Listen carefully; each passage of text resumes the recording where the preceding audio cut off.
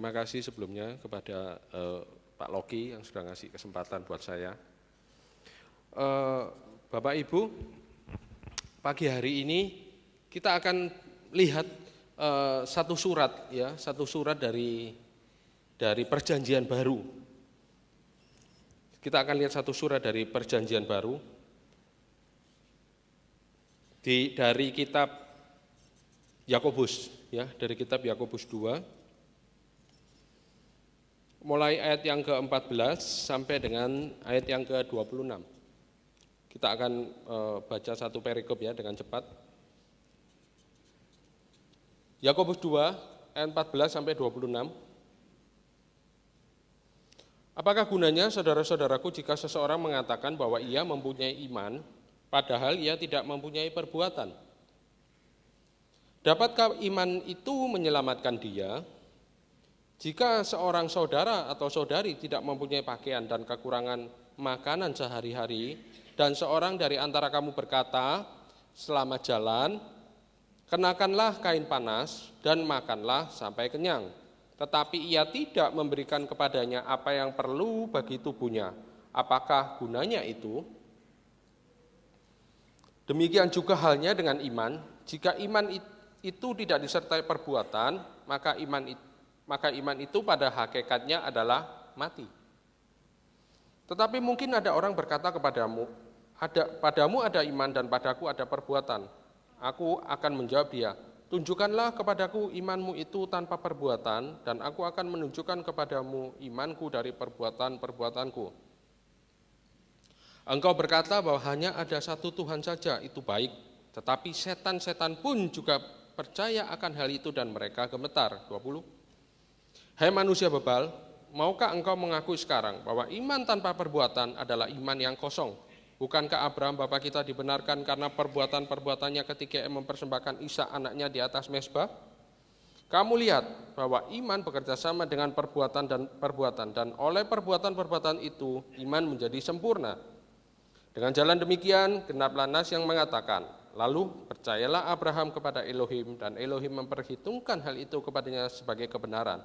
Karena itu Abraham disebut sahabat Elohim. 24. Jadi kamu lihat bahwa manusia dibenarkan karena perbuatan-perbuatannya dan bukan hanya karena iman. 25. Dan bukankah demikian juga Rahab pelacur itu dibenarkan karena perbuatan-perbuatannya ketika ia menyembunyikan orang-orang yang disuruh itu di dalam rumahnya lalu menolong mereka lolos melalui jalan yang lain? Yang terakhir, sebab seperti tubuh tanpa roh adalah mati, demikian juga iman tanpa perbuatan adalah mati. Amin. Ya, ini satu perikop yang menurut saya cukup unik. Perikop ini cukup menarik. Kenapa? Karena Yakobus ini banyak bertanya. Kalau kita perhatikan kalimatnya itu kalimat tanya. Kita perlu tahu, kita perlu sadari bahwa sebenarnya surat Yakobus ini, kalau kita lihat di Yakobus 1 ayat 1, ini saya bacakan Yakobus 1 ayat 1 di sini dikatakan, salam dari Yakobus hamba Elohim dan Yeshua Hamasya kepada ke-12 suku di perantauan. Dengan perkataan lain, surat Yakobus ini ditujukan kepada orang-orang percaya, atau surat Yakobus ini ditujukan kepada orang-orang Kristen. Jadi ke-12 suku atau orang-orang percaya atau orang-orang Kristen sebagai alamat penerima surat Yakobus ini. Jadi surat ini untuk kita. Pagi hari ini kita belajar. Waktu saya mempersiapkan, saya merenungkan bahwa setelah kita percaya kepada Tuhan Yeshua Hamasya, setelah kita menerima keselamatan yang daripada Tuhan Yeshua Hamasya, apakah kita tidak berperang melawan dosa? Jawabannya pasti berperang. Sama dengan tulisannya Yakobus. Surat Yakobus ini jawabannya pasti iya. Jadi ini bentuk kalimat retorik. Jadi kalimat tanya yang pasti jawabannya iya. Kalimat tanya jawabannya iya. Sama, pagi hari ini saya tanya, setelah kita terima Yeshua Hamasya, apakah kita enggak berperang melawan dosa? Kita berperang terus, kita melawan dosa terus. Kenapa? Karena identitas kita, atau orang akan mengetahui bahwa kita orang percaya, itu harus ada sesuatu yang lebih dari hidup kita. Bukan hanya kita percaya tok, bukan hanya kita beriman tok. Ya, sekali lagi saya ulangi. Orang akan tahu identitas kita dari perbuatan kita. Bukan cuma kita percaya, bukan cuma kita beriman. Sebab kalau cuma kita beriman, cuma kita percaya, orang tidak melihat perbuatan kita, orang tidak akan tahu apakah kita orang percaya. Suatu hari ada di satu tempat di desa hiduplah orang bertetangga, ya, ada bertetangga. Satu ini adalah seorang hamba Tuhan. Ya, seorang hamba Tuhan, seorang yang percaya kepada Tuhan Yesus HaMasiah, dan sebelahnya lagi adalah bukan orang percaya. Kita tahu kalau bukan orang percaya, ya sikapnya ya sudah seenaknya saja. Lah, si hamba Tuhan ini di rumahnya halamannya besar. Jadi dia memelihara ayam. Ya, memelihara ayam. Ini tidak ada hubungannya sama Pak Loki. Pak Loki dulu cerita katanya di Sidoarjo melihara ayam. Tidak. Lain. Ini kebetulan sama-sama pelihara ayam. Tapi beda. Ya, jadi dia pelihara ayam. Namanya ayam, Bapak Ibu tahu ya. Ayam itu kalau dilepas, dia akan kemana? Akan kemana? Akan kemana-mana. Maksudnya seenaknya ayamnya, gitu loh. Dia mau ke sana, ke sini, pokoknya seenaknya ayamnya. Dia tidak akan satu tempat, enggak. Dia akan kemana-mana. Termasuk dia masuk ke rumah orang yang belum percaya ini, ke tetangga. Terus tetangga itu suka nanam bunga, ya kira-kira kayak ini. Ayam ini tidak ngerti bahwa bunga ini harusnya dinikmati, dipandang gitu ya, untuk keindahan. Dia pikir makanan, maka dimakanlah tanaman itu. Ya, dimakan, rusak tanamannya. Akhirnya apa yang terjadi? Ngamuklah tetangganya. Tetangganya ngamuk. Wah, ini ayam tidak sopan. Tanamanku dirusak, tanamanku dimakan. Ya, ayamnya tidak sopan. Akhirnya dia marah. Terus ditangkaplah ayam itu. Begitu ayam itu ditangkap, langsung apain? Enggak dibelai. Enggak dibelai. Kok ditangkap dibelai? Enggak, ditangkap. Dipegang lehernya, diputer. Ya, diputer lehernya. Jadi lehernya muter, kepalanya muter ke belakang. Alias ya.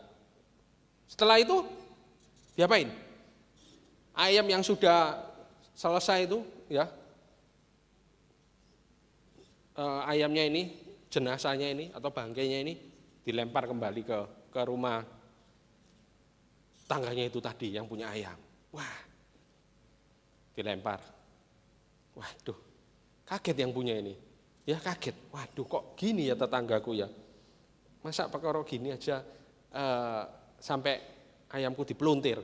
Sampai akhirnya ayamnya mati maksudnya. Itu enggak sekali, beberapa kali. Ya, beberapa kali. Akhirnya, waduh gimana ini? Dilabrak aja ini.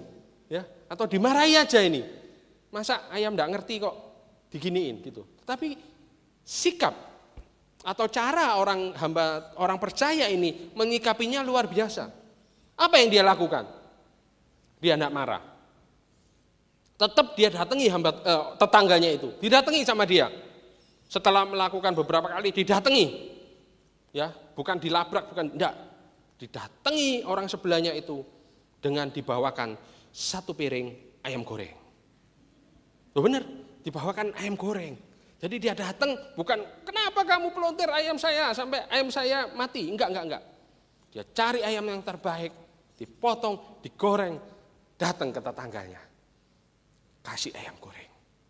Wah. Ya, dikasih ayam goreng. Diterima sama tetangganya. Akhirnya gimana?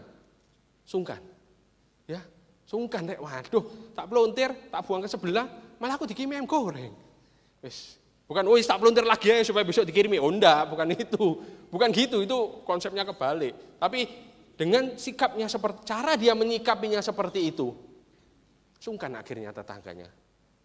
Ya sudah, akhirnya sejak peristiwa itu sudah tidak ada peristiwa pembunuhan lagi. Sudah selesai, mereka berdamai maksudnya. Ya, mereka berdamai. Nah, dari sini saya akan tekankan bahwa Selain kita percaya kepada Tuhan, selain kita mengaku percaya kepada Tuhan, harus ada sesuatu yang lebih dari hidup kita, supaya orang lain bisa lihat. Kalau kita tidak ada sesuatu yang lebih dari hidup kita, orang lain tidak akan lihat apa-apa. Ya kan? Orang lain tidak akan pernah tahu bahwa kita ini orang percaya. Ya kan? Misalnya kita ketemu di jalan, kita ketemu di mana, di mall, di kendaraan umum, di apapun lah. Tidak akan tahu. Kalau kita ini orang percaya. Kita ini percaya Tuhan Yesus Masiah. Sama seperti kalau saya kalau ke mana? Ke stasiun gitu ya, atau ke bandara, saya senang naik taksi. Ya, kenapa? Karena saya punya kesempatan. Beberapa kali saya punya kesempatan dan saya bisa cerita gitu loh. Ya, saya bisa cerita, saya ngomong tentang Tuhan, saya ada kesempatan. Dan drivernya pasti dengerin saya. Saya tidak pernah, selama saya ngomong tentang Tuhan, saya tidak pernah disuruh keluar dari mobil. Belum sampai, Pak keluar aja, enggak. Dia antar saya sampai tempat. Dia dengerin terus. Enak kan, dia nyetir, saya cerita terus. Nah gitu, enggak ada kesempatan. Ya, saya ngomong tentang Tuhan, saya ajak ngomong, cerita. Pokoknya tentang Tuhan. Ada kesempatan. Nah dari situ orang akan tahu. Duh, Bapak Kristen ya? Dia nanya gitu akhirnya, Bapak Kristen ya? Iya. Kalau kita tidak ada sesuatu yang lebih, orang tidak tahu. Sama dengan surat Yakobus ini. Tadi saya katakan di awal, di Yakobus 1 ayat 1 bahwa surat ini untuk orang percaya. Jadi orang percaya harus ada sesuatu yang lebih. Supaya orang di sekitar kita itu melihat.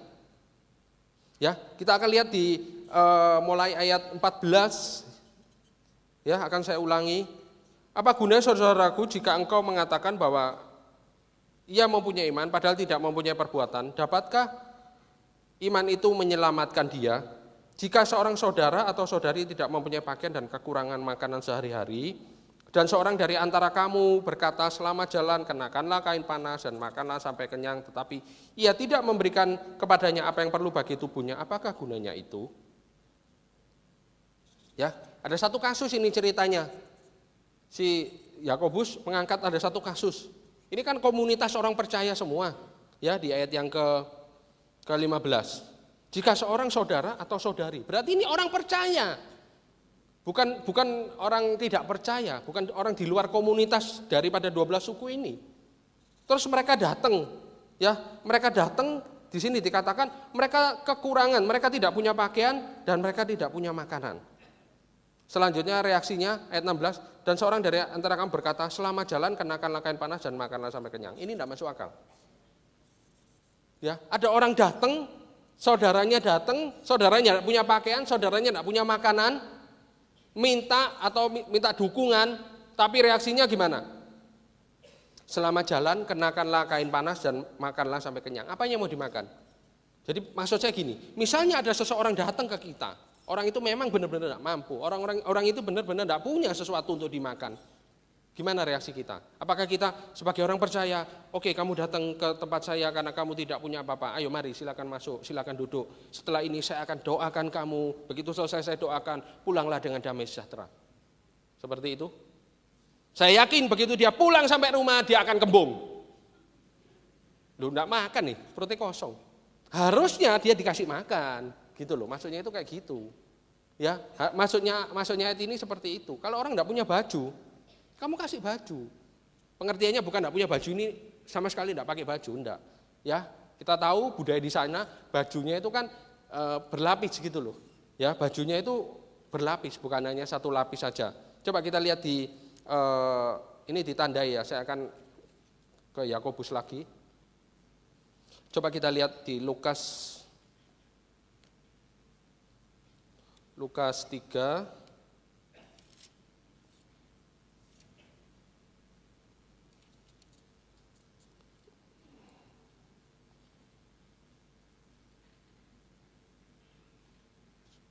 Lukas 3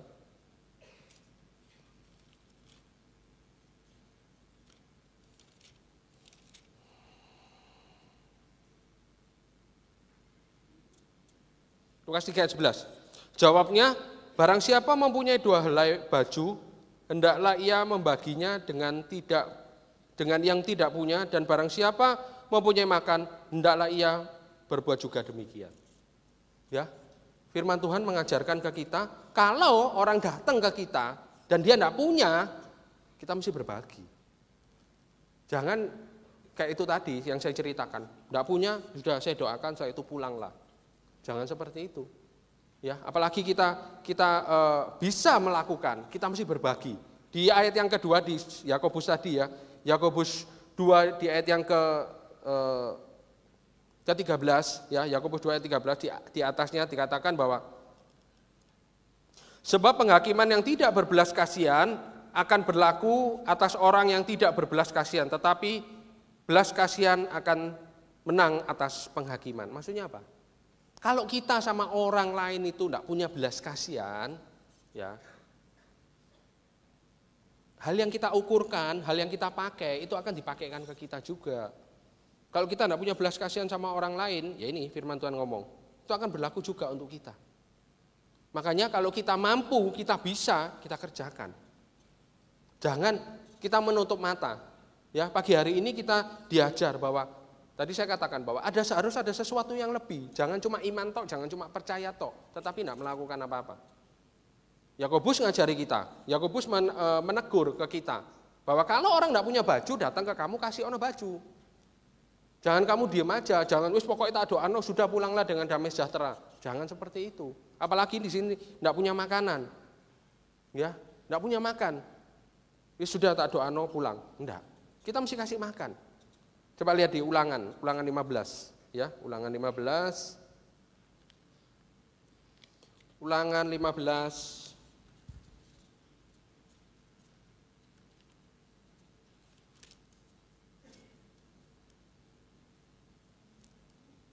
ayat 7.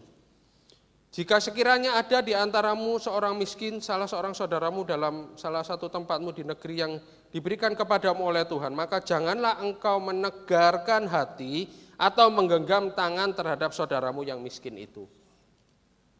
Ya, jangan menegarkan hati. Tegar hati itu mentolo gitu loh ya. Wis biano, pokoknya dia, aku ndak.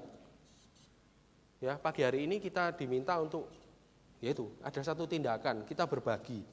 Kita ngaku orang percaya, tetapi kita enggak mau berbagi. Kita berbagi mesti. Oh Pak, itu perjanjian lama. Dikatakan ada orang miskin datang, kita menegarkan hati, kita menggenggam perjanjian. Enggak, perjanjian baru enggak ada. Ada perjanjian baru. Perjanjian baru juga mengajarkan ke kita bahwa kita mesti berbagi. Ya, 1 Yohanes 3 ayat yang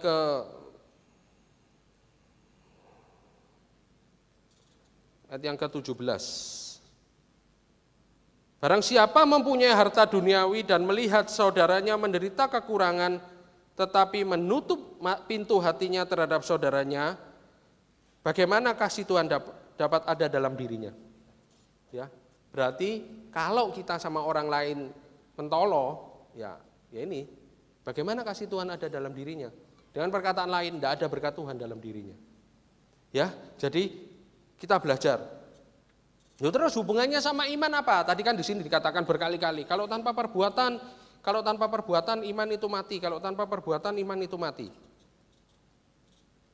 Orang akan tahu, ya, orang akan ngerti bahwa kita percaya kepada Tuhan itu ada perbuatan. Ya, maksudnya harus ada perbuatan iman.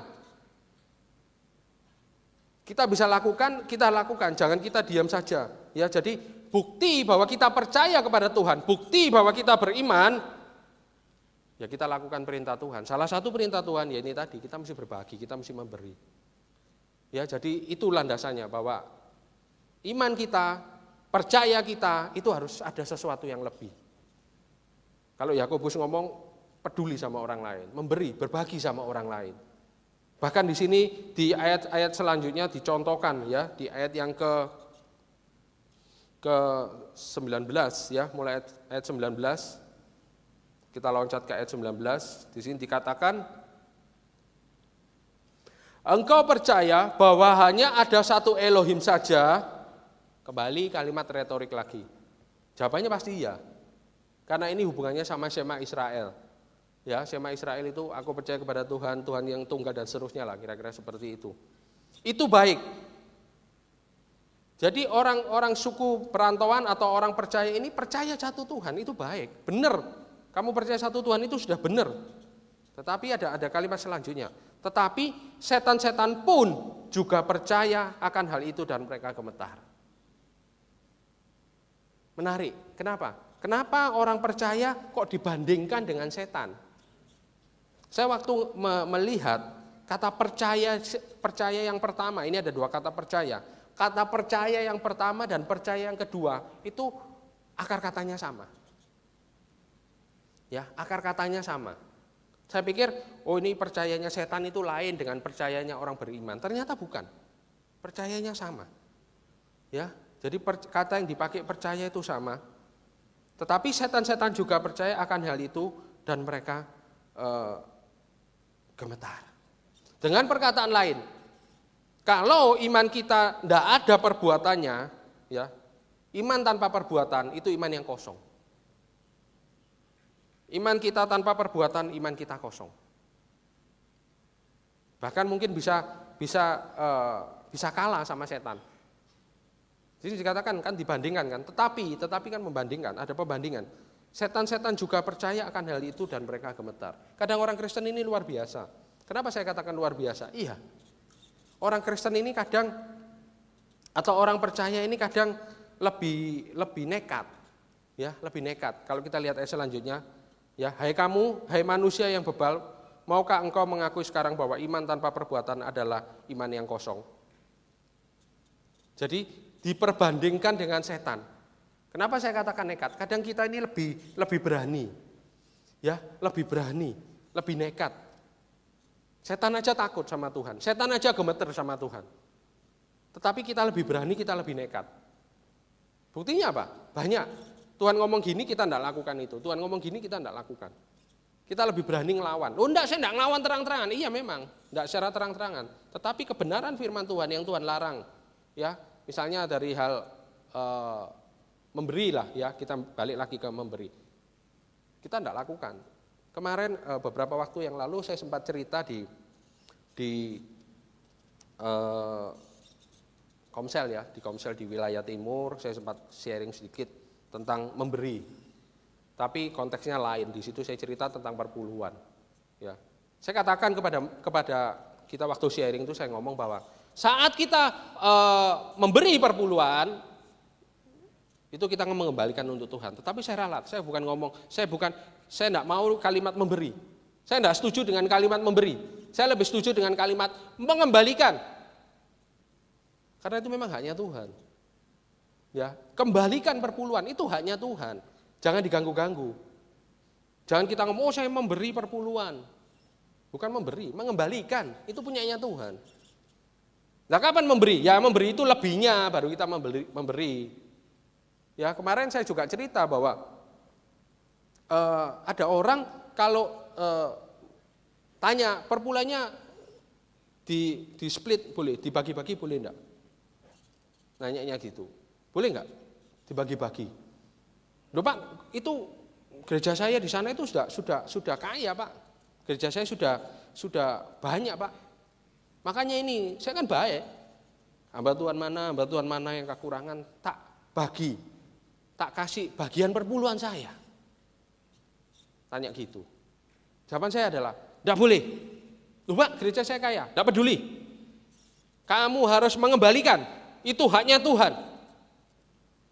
Sebenarnya waktu kita mengembalikan, itu kita sedang menolong diri kita sendiri. Karena apa? Kalau enggak, pertama, kamu bisa jatuh dalam dosa kesombongan. Loh kok bisa Pak? Iya, hamba Tuhan yang kamu kasih itu akhirnya cuma berharap ke kamu, bukan ke Tuhan. Hamba Tuhannya berharap, waduh Bapak ini tiap tanggal ini pasti ngasih.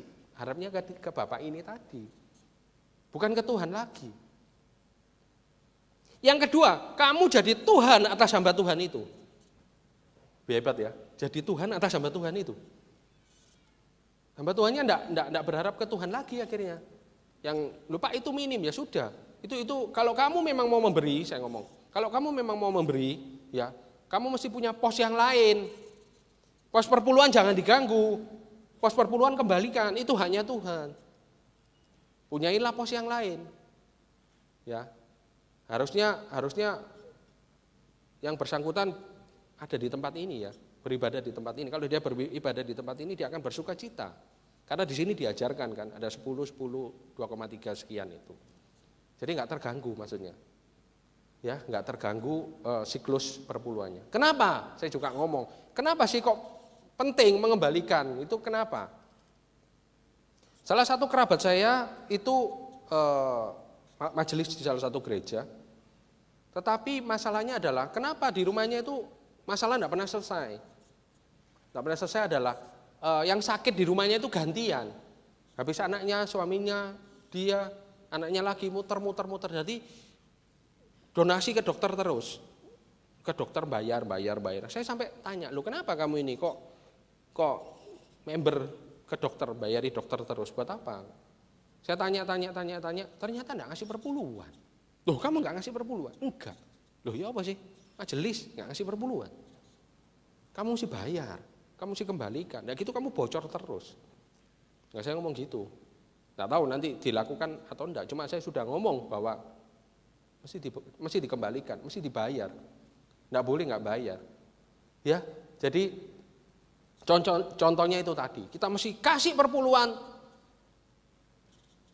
Tapi kadang kita ya itu tadi enggak taat. Makanya sampai dibandingkan dengan roh jahat. Roh jahat ini tahu bahwa ini Tuhan. Dia gemetar, dia takut. Tapi manusia tahu ini Tuhan, tapi enggak gemetar, enggak takut. Atau mungkin ya, saya menduga bahwa pengajaran tentang karunia ini berlebihan. Oh enggak apa-apa, Tuhan ini baik. Tuhan itu loh baik. Saya melakukan ini, guyonannya itu gini. Senin sampai Sabtu itu wis rohana katanya. Ya, saya ingat rohana. Kalau Minggu baru rohani katanya gitu. Enggak apa-apa, nanti habis rohani. Selesai. Salah ajaran seperti itu, ya. Ajaran seperti itu salah. Ya kalau nututi ke rohaninya, kalau enggak nututi. Wong manusia itu sewaktu-waktu bisa selesai hidupnya. Ya, makanya hati-hati. Firman Tuhan yang sudah Tuhan ajarkan, kita mesti taat. Kita jangan, wis enggak apa-apa wis. Jingjelah, wong Tuhan itu baik kok. Tuhan itu berkasih karunia. Memang, saya pernah ngomong bahwa kasih Tuhan sama keadilan Tuhan itu kayak mata uang. Ya, dua sisi mata uang. Kalau satu sisi tok uangnya enggak payu, enggak laku. Harus ada dua sisi. Harus gambarnya harus ada kanan kiri, baru uangnya laku. Sama. Kasihnya Tuhan itu seperti itu. Ya, ada kasih, ada keadilan. Itu satu paket. Kita bisa milih kasih tok. Enggak pakai keadilan. Kita hidupnya seenaknya. Atau keadilan tok enggak ada kasih. Kita ada dalam tekanan, dalam ketakutan. Enggak bisa seperti itu. Ya, makanya pagi hari ini jangan kita punyai iman yang kosong, iman tanpa perbuatan. Iman harus berbuat, melakukan sesuatu. Terus ada pertanyaan, "Loh Pak, berarti supaya saya bisa selamat, apakah saya harus melakukan sesuatu?" Gimana kira-kira? Apakah tadi kan seringkali dikatakan bahwa kalau tidak ada perbuatan tidak menyelamatkan, kalau tidak ada perbuatan tidak ada apa-apanya, kosong. Apakah supaya selamat saya harus melakukan sesuatu? Tidak, konsepnya seperti ini Bapak Ibu. Ya, konsepnya seperti ini. Ini kan surat kepada orang percaya, surat kepada 12 suku di perantauan. Saya percaya aturan Tuhan, hukum Tuhan, firman Tuhan ini sudah dimengerti oleh mereka semua. Ya, ini sudah dimengerti, sudah dikuasai dan mereka paham betul akan aturan dari Tuhan. Karena ini 12 suku Israel. Ya, jadi maksudnya adalah karena kita beriman, karena kita percaya, maka kita melakukan perbuatan baik. Ya, jadi kita percaya, kita beriman kepada Tuhan, makanya kita melakukan perbuatan baik. Bukan supaya saya selamat, supaya saya saya melakukan, bukan, kebalik nanti konsepnya, bukan seperti itu. Karena pernah nanya ke saya, "Loh Pak, kalau saya enggak berbuat baik, saya enggak selamat." Bukan. Justru karena kamu sudah diselamatkan, karena kamu sudah percaya kepada Tuhan, sebagai ucapan syukur kamu harus berbuat baik. Ya, jadi perbuatan baik itu selain identitas kita, itu adalah bukti ucapan syukur kita kepada Tuhan. Bukan supaya saya selamat, saya berbuat baik, enggak, bukan seperti itu. Ya, enggak mungkin lah dengan perbuatan baik kita bisa selamat, enggak mungkin. Perbuatan baik yang macam gimana supaya kita bisa selamat? Enggak bisa. Ya, seberapa banyak perbuatan baik yang kita lakukan kita enggak bisa selamat. Suatu hari Saya ingat ada seorang hamba Tuhan, dia melakukan penginjilan di mana? Di daerah Jawa Barat, ya, di daerah Jawa Barat. Dia melakukan penginjilan, tapi metode penginjilannya itu unik. Ya, metode penginjilannya unik. Zaman dulu, zaman saya masih kecil, itu ada orang yang keliling, enggak tahu sekarang masih ada atau enggak. Orang keliling itu bawa timbangan badan. Tahu ya? Timbangan badan, terus dia keliling. Dikomersilkan. Jadi ketemu orang, Pak nimbang, begitu nimbang, terus bayar berapa rupiah. Seingat saya dulu, saya waktu kecil masih ada. Enggak tahu sekarang, saya enggak pernah tahu seperti itu. Nah, dia pakai metode itu. Jadi dia bawa timbangan badan hamba Tuhan ini.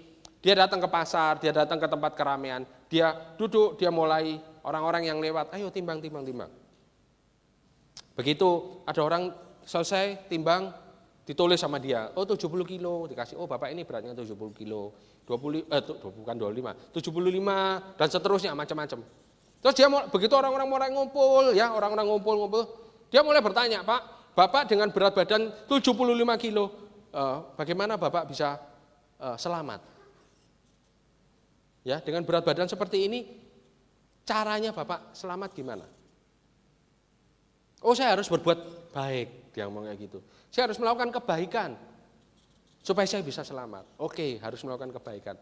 Kebaikannya berapa banyak, Pak? Kalau dengan berat badan 75. Banyak. Apakah 75 juga?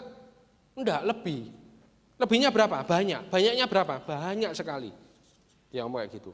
Apakah dengan banyak sekali itu Bapak bisa memenuhi kuota banyaknya itu supaya Bapak bisa masuk ke surga, supaya Bapak bisa terima keselamatan? Enggak bisa. Enggak bisa, dia ngomong, enggak bisa. Ya, enggak bisa. Demikian bapak-bapak yang lain, orang-orang yang lain, semua ngomongnya enggak bisa. Banyak tapi enggak bisa terpenuhi. Berarti kan dengan perkataan lain dia enggak bisa selamat. Ngomonglah hamba Tuhan, Pak, ada satu Pak yang bisa nyelamatin Pak, gratis. Ya, intinya seperti itu. Ada satu yang bisa nyelamatin, gratis, enggak usah bayar. Bapak cukup percaya, Bapak cukup beriman, Bapak terima keselamatan. Ya, masuklah penginjilan. Itu kira-kira seperti itu, masuk penginjilannya seperti itu. Metode yang dia pakai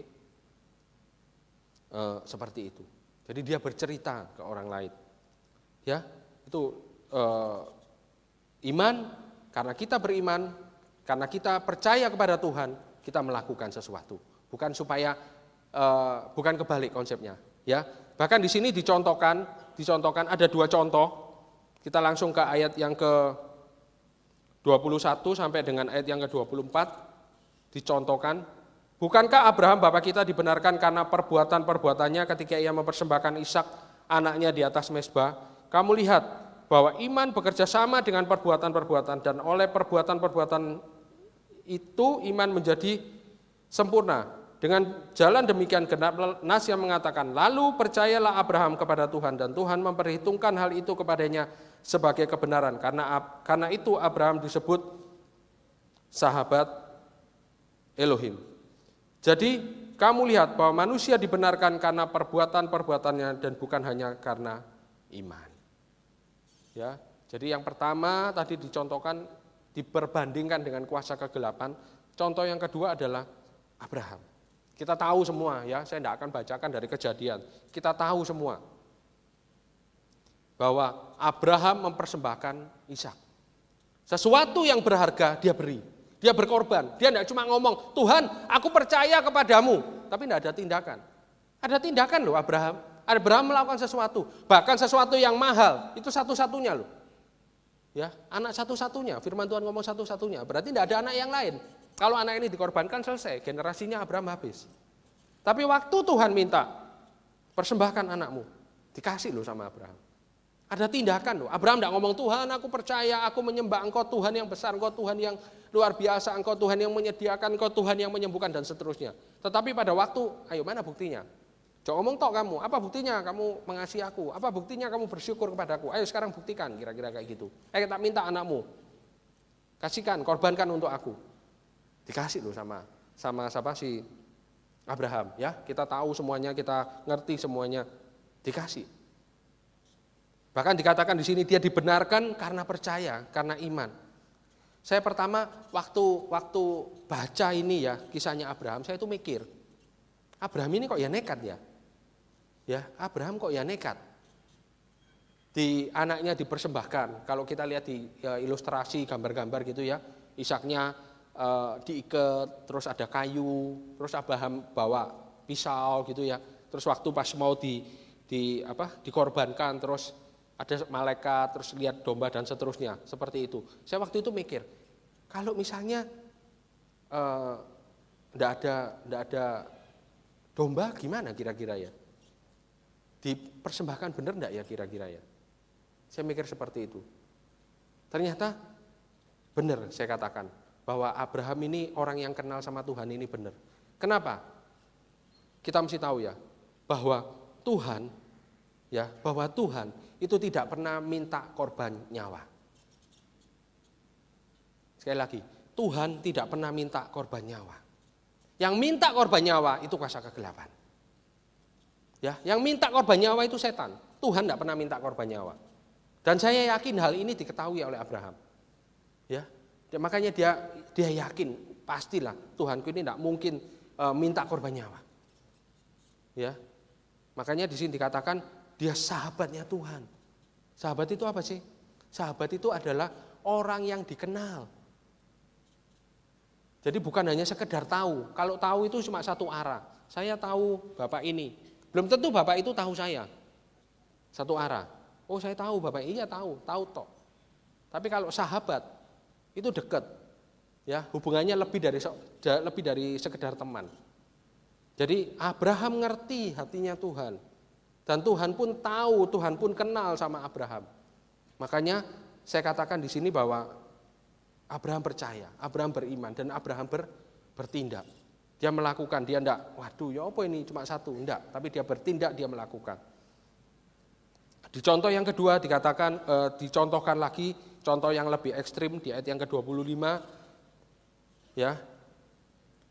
Kalau tadi yang pertama itu contoh yang baik, bapak orang beriman, sedangkan contoh yang kedua adalah, dan bukankah demikian juga Rahab, pelacur itu dibenarkan karena perbuatan-perbuatannya ketika ia menyembunyikan orang yang disuruh itu ke dalam rumahnya lalu menolong mereka lolos melalui jalan yang lain. Kasih kontras contoh yang lain. Di sini dikatakan Rahab. Kita juga sudah tahu ya, Yosua 2 ceritanya. Pengintai yang disembunyikan. Kenapa di sini dikatakan bahwa dia dibenarkan? Ya. Dibenarkan, ini dikatakan dia dibenarkan karena perbuatannya yaitu pertama menyembunyikan orang-orang suruhan di rumahnya dan kedua meloloskan. Ya, jadi teksnya ini maksudnya adalah kenapa sih kok dia dibenarkan? Karena dua hal ini tadi, dia menyembunyikan atau dia mengamankan, ya. Yang kedua dia memberi jalan keluar untuk pengintai ini meloloskan diri. Apakah dia tidak beresiko? Kalau kita baca di Yosua 2, dia beresiko.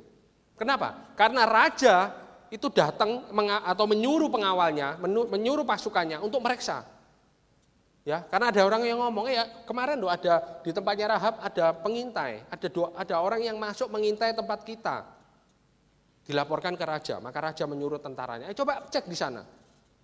Dia resiko loh, kalau sampai ketahuan dia bisa mati. Ya, keluarganya bisa dihukum sama raja, tetapi dia berani ngambil resiko. Ya, makanya dikatakan dia dibenarkan karena dia menyembunyikan dan dia meloloskan. Bukan hanya itu saja, bahkan di Ibrani 11 ayat 31 kita sudah tahu ya, para tokoh iman. Nama Rahab ini masuk. Ya, sebagai salah satu tokoh iman, nama Rahab masuk. Bahkan lebih lagi di Matius 1 ayat 5. Kita sudah tahu itu cerita tentang silsilah dari Yesua Hamasya, dia termasuk buyut daripada Daud. Ya, luar biasa. Padahal dia bukan siapa-siapa sebetulnya kalau kita lihat. Ya, di ayat ini bukan siapa-siapa, latar belakangnya jelek. Tetapi pada waktu dia beriman, ya pada waktu dia percaya, dia bertindak bahwa nanti Tuhanmu ini luar biasa. Ya di Yosua 2, semua dengar perbuatan Tuhanmu, semua sudah gemetar, semua sudah tawar hati, semua sudah takut. Makanya sekarang ya, kalau aku sudah tolong kamu nanti aku ya bantuan, kira-kira seperti itu. Akhirnya Rahab beserta keluarganya lolos. Enggak jadi dibinasakan. Karena apa? Ya karena dia melihat sesuatu. Ya dia percaya bahwa ada sesuatu yang luar biasa, dia bertindak. Ya, sebagai kesimpulan di ayat yang ke-26 Di sini dikatakan, sebab seperti tubuh tanpa roh adalah mati, demikian jugalah iman tanpa perbuatan adalah mati. Ya, jadi kesimpulannya adalah percaya kita harus disertai dengan bukti kepada Tuhan. Kalau percaya kita tanpa bukti, tanpa tindakan, percaya kita akan diragukan. Jadi iman atau percaya kita harus ada bukti, harus ada tindakan daripada iman percaya kita.